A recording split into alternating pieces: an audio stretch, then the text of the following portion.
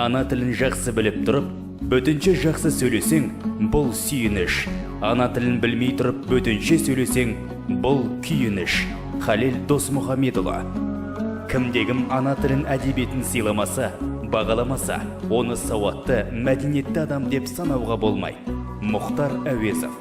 Анамыздың ақ сүтімен бойымызға дарған ана тілімізді ұмыту, бүкіл ата-бабамызды, бар тарихымызды ұмыту.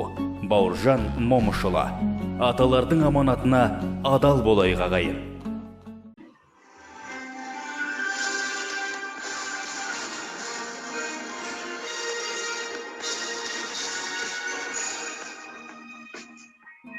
Қайырлы күн, ана тілін ардақ тұтар тіл жанашырлары.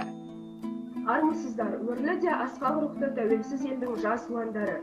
Қазақстан Республикасы халқының тілдері күніне арналған туған тілде сыры терең жаным бар атты әдеби онлайн кешімізге қош келдіңіздер. Елбасымыз Нұрсұлтан Әбішұлы Назарбаев дауға салса алмастай қиған, сезімге салса қырандай қалқыған, ойға салса қорғасындай балқыған, өмірдің кез келген орайында әрі қару, әрі қалқан болған, әрі байырғы, әрі мәңгі жас, отты да ойнақы ана тілінен артық қазақ үшін бұл дүниеде қымбат не бар екен? Ғасырлар бойы қазақтың ұлт ретіндегі мәдени тұтастығына ең негізгі ұйытқы болған оның ғажайып тілі деп айтқандай, тілге қандай құрмет көрсетсек те лайық. Тіл мерекесі, тіл салтанаты, тіл қуанышы құтты болсын. Қазақстан Республикасы үкіметінің 2017 жылғы 31 қазандағы номері 689 Қазақстан Республикасында мереке күндер тізбесін бекіту туралы қаулысына сәйкес 5 қыркүйек Қазақстан Республикасы халқы тілдері күні. Айта кету керек, тіл мерекесінің 5 қыркүйек болып белгіленуінің өзіндік себебі бар. Бұл күн дүниеде ешбір тіл өзінен өзі шықпайды. Тіл деген нәрсе қалың елдің күндегі тұрмыс қазанында қайнап, пісіп дүниеге келеді. Ұлттың сақталуына да, жоғалуына да себеп болатын нәрсенің қуаттысы тіл деп ұлағатты сөз қалдырған қазақ халқының тағдыры. Тілі үшін күрескен шарысы Ахмет Байтұрсынұлының туған күні. Қазақтың әдебиет зерттеуші ғалымы, танушы, публицист, педагог, аудармашы, қазақ газетінің ұйымдастырушысы, әрі шығарушысы, қоғам қайраткері Ахмет Байтұрсынұлы 1872 жылы қыркүйекте қазіргі Қостанай облысының Жангелді ауданына қарасты Сарытөбек ауданында дүниеге келген. Халықты оқуға шақырған, білім ғылымның қажеттігін түсіндірген жалаң үгітші емес. Қазақ арасында ағартушылық жұмыстарын жалпы мектеп ісін жолға қою үшін күш салған, бала оқытып, ұстаздық құрған ғұлама ғалым. Ахмет Байтұрсынұлы өзінің бүкіл саналы өмірін қазақ тіліндегі дыбыстар жүйесін зерттеп, қазақ жазба тілін лексикалық шұбарлықтан және де басқа тілдердің синтаксистік ықпалынан тазартуға үлес қосып, қазақ тілі ғылымының дамуына үлкен үлес қосқан ірі ғалым. Ахмет Байтұрсынұлы ғылым және мәдениеттің, қоғамның өркендеуі жазу арқылы жүзеге асатынын, өркендейтінін жақсы түсінді. Ғалым сауатсыздықты жою үшін әрі оқулық мәселесін кезек күттірмейтін мәселе екенін жақсы түсініп, 1915 жылдан бастап араб жазуын қазақ тілі үшін қолайлы емес шақтарын түзеп, оны тілдік ерекшеліктерге сай етіп, жаңа әліпби түзді. Бұған дейін біз 10 ғасырдан бері қарай араб жазуын еш өзгеріссіз қолданып келген болатынбыз. Сөйтіп, Ахмет Байтұрсынұлы қазақ тілі үшін қолайлы емес жақтарын түзетіп, және оқыту процесіндегі тиімді, тиімсіз жақтарын ескере отырып, қазақ тілінің төл әріптеріне ғана тән, сол әріптерден ғана тұратын 28 әрібі бар жаңа әліпбиді қалыптастырды. Нақтысында әліпби 24 таңбадан және дәйекшеден тұрады. Егер сөз алдына дәйекше қойылса, сол сөздегі барлық дауысты дыбыстар не жіңішке, не жуан деп түсінілген. Мысалы, тұрды, түрді әліпбиде қазақ тіліне тән төл дыбыстарға ғана орын беріліп, кірме дыбыстар алынбайды. Ғалым гетерогенді сипат алған емлені, әліпбиді жалпы халықтық, ұлттық негізде қарастырды. Ғалымның реформалауынан кейінгі араб жазуын бүкіл түркі жұрты ұлттық жазу жүйесі деп қарастырды. Сондықтан Ахмет Байтұрсынұлының бұл жазу жүйесін ұлттық қазақ жазу жүйесі деп атаймыз. Қазіргі жаһандану заманында елімізге өркениетті келе жатқан елімізге Ахмет Байтұрсынұлының әліппесінің алатын орны ерекше. Қазақстан көпұлтты мемлекет. Көпұлтты мемлекет үшін мемлекеттік тіл өте қажет. Мемлекеттік тіл көпұлтты елдің барлық халқын саяси мәдени бірлікке ұйымдастырудың басты құралы. Қазақстан Республикасы Конституциясының 4-ші бабында Қазақстан халқын топтастырудың аса маңызды фактор болып табылатын мемлекеттік тілді меңгеру Қазақстан Республикасының әрбір азаматының парызы делінген. Ана тілім, жүрегісің анамның, жүрек ана мен өзіңнен жаралдым. Сағат сайын саулығыңды тілеймін, сенсіз мынау керегі не ғаламның. Ана тілім, дана тілім, бақ тілім, сенсіз бақыт дүниеден таптығым. Сенсің менің қуанышым, шаттығым, сенсің менің тазалығым, тәттігім. Кезекті көркем сөз оқу шеберлеріне берейік.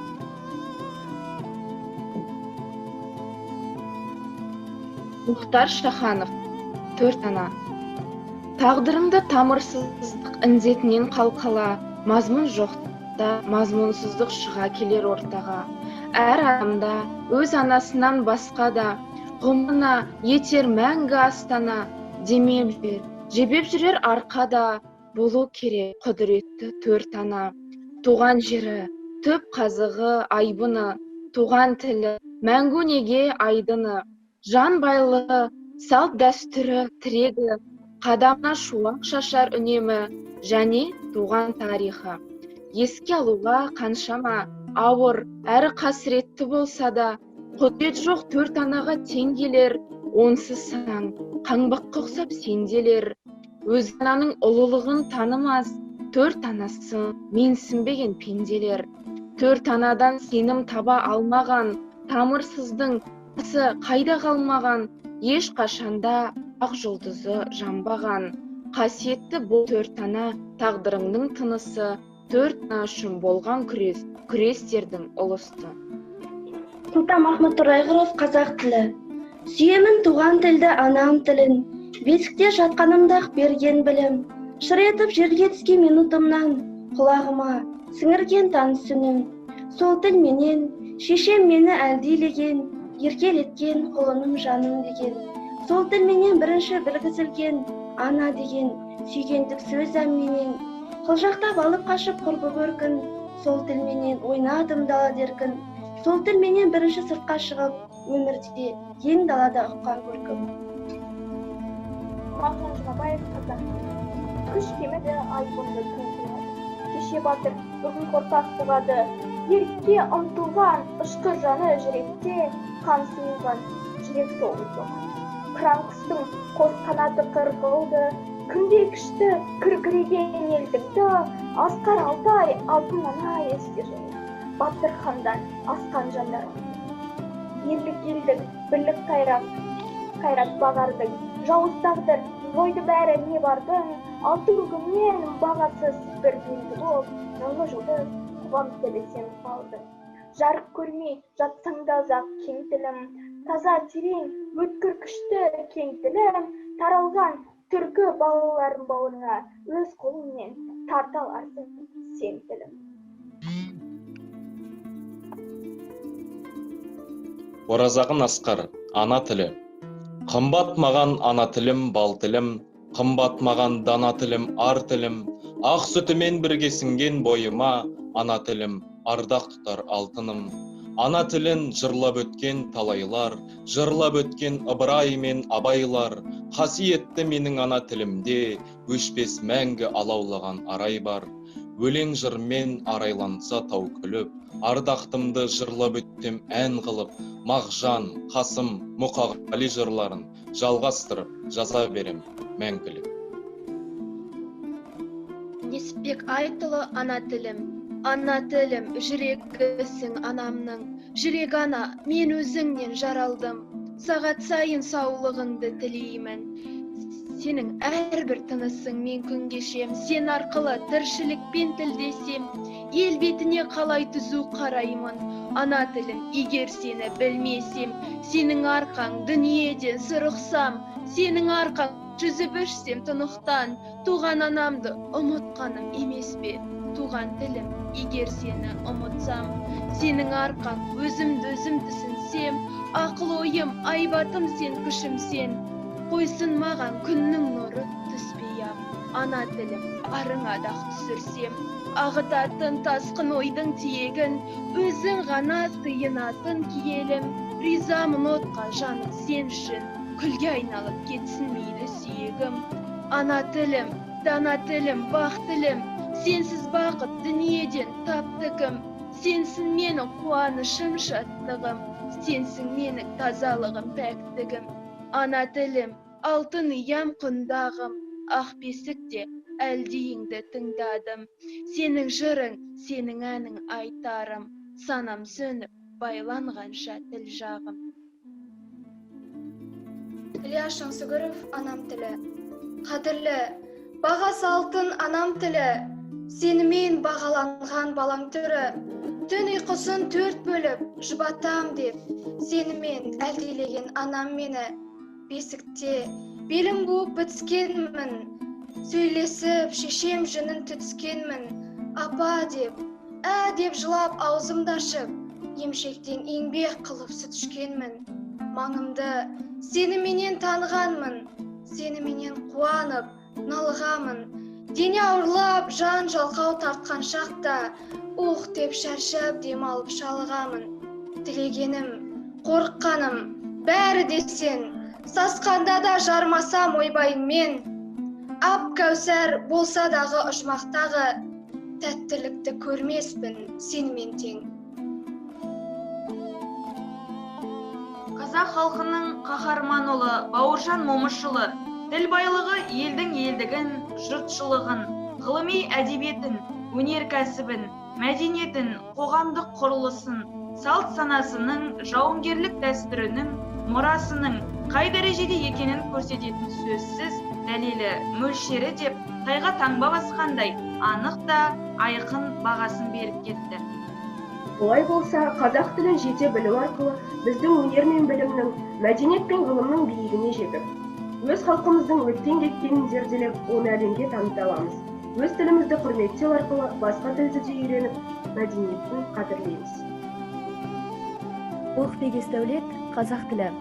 Ғұндарға дағы, сақтарға дағы, ақ сүтін берген арман тіл, атқанға дағы, шапқанға дағы қаңсырап аман қалған тіл, жоңғардың сұсы, шүршіттің мұсы, еңсесін баса алмаған, жүрегін тоқып қырсықтың құсы соңынан қалмай сарнаған, өрт шалған тудай жаралы тілім, желбіреп желмен шалқыдың, қақ жарып шығып даланың түнін, жусан мен қымыз аңқыдың, фарабилер мен бейбарыстардың өсиеті де өзіңде, Махамбет сынды жолбарыстардың қасиеті бар сөзіңде, бабалар өзі байытқан тілім, шұбарыладың тепсен мені, бұйрар болдың айыпқа бүгін, парықсыз бізді пеңдеңді, қайғыға қалай бауыр баспайын, ертерек туып кеш қалсам, күлкімді мұңға айыр бастаймын, ана тілімді еске алсам, құрған тіл деп табандағанның, деймісің кетпес түгіде,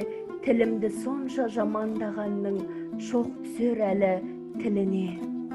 Туған тілде сыры терең жаным бар, туған тілде әнім менен сәнім бар, туған тілім тіл болудан қалса егер, жүрегімді суырып алыңдар.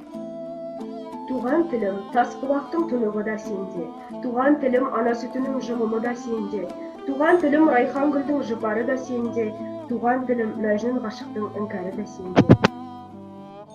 Қадірлі қауым, осымен біздің онлайн мерекелік шарамыз мәресіне жетті. Тілдер мерекесімен тағы да құттықтаймыз. Тәуелсіздігіміз мәңгілік болып, еліміздің еңсесі биік болғай. Көңіл қойып тыңдағандарыңызға көп рахмет. Сау сәлеметте болыңыздар.